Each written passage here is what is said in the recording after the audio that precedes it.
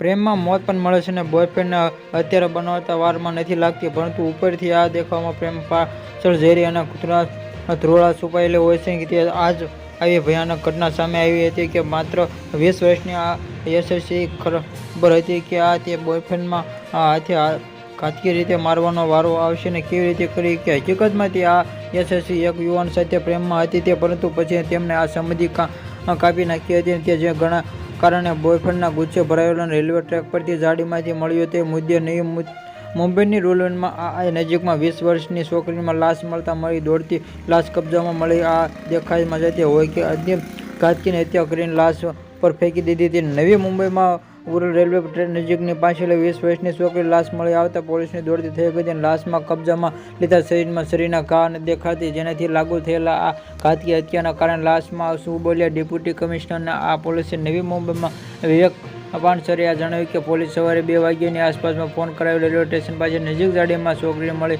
મુદ્દે હત્યા નજીકના શરીરના ઘા નીચે ખૂબ જ કૂતરાથી હત્યા કરવામાં આવી હતી અને આ દૂધમાં છોકરીને ગોઠવીને દસ્તાવેજમાં સંકટમાં જાબલી લહેકા માટે બનેલી છોકરીની ઓળખ બેલાપુરની યશ્રી સંજય તરીકે થઈ છે. કે બેલાપુર કામ રહેતી હતી.